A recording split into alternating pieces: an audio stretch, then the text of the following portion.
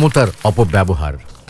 ক্ষমতা আর শক্তি কিন্তু চিরকাল থাকে না, তাই আমাদের প্রত্যেকেরই উচিত ক্ষমতার অপব্যবহার থেকে বিরত থাকা এবং সময় থাকতে নিজেকে শুধরে নেওয়া। যে ক্ষমতার অপব্যবহার করে সে বেশি দিন টিকে থাকতে পারে না। পৃথিবীর কত স্বৈরাচারীকে দেখেছি, নাম শুনেছি, ইতিহাস পড়েছি, কিন্তু আজকে তারা কেউ পালিয়ে বেড়াচ্ছে, আবার অনেকে দুনিয়াতে বেঁচেও নেই। মানুষজন এখনো বিশ্বাস করে যে ক্ষমতা আধিপত্যের সাথে জড়িত। বর্তমানের ক্ষমতাসীনরা তাদের ক্ষমতার অপব্যবহার করে, অথচ ক্ষমতা হওয়া উচিত জনগণের স্বার্থে, দেশের আর দেশের মানুষের স্বার্থে। যারা নিজেদের ক্ষমতার জোরে মানুষকে মানুষ মনে করে না, তারা প্রকৃতপক্ষে মানুষের ছদ্মবেশী পোষা কুকুরের মতো, যাদেরকে শয়তান লালন পালন করে। ক্ষমতা এমন একটা জিনিস যা আপনি সঠিকভাবে ব্যবহার করলে মানুষ আপনাকে ভালোবাসতে শিখবেই।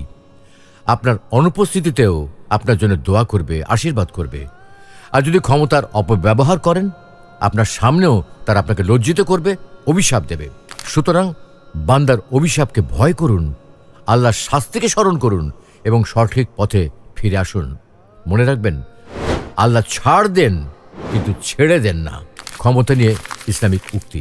সঠিক পরিকল্পনা এবং জ্ঞান ছাড়া ক্ষমতা হলো নষ্ট হয়ে যাওয়া শক্তির মতো। আর বর্তমান পরিস্থিতিতে যে সকল ক্ষমতাসীনদের দেখি, তার অধিকাংশরাই মূর্খ এবং স্বার্থলোভী। মনে রাখবেন, আপনার কাছে সবচেয়ে বড় সম্পদ হওয়া উচিত আপনার উপার্জিত ক্ষমতা, সেটা হোক জ্ঞানের ক্ষমতা কিংবা মানের। ক্ষমতার অপব্যবহার কখনোই ইসলাম সমর্থন করে না।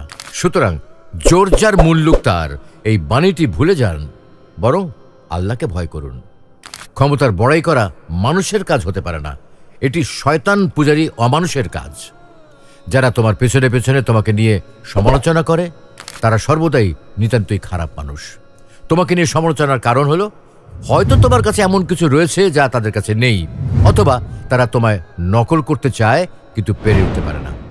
হয়তোবা তোমার লেভেলে পৌঁছানোর ক্ষমতাও তাদের নেই, আর এজন্যই তারা তোমাকে টেনে হিঁচড়ে নামাতে চায়। আর একটা কথা বলি, নীরবতা অনেক কথাই বলে যা বুঝবার ক্ষমতা কিন্তু সকলে থাকে না।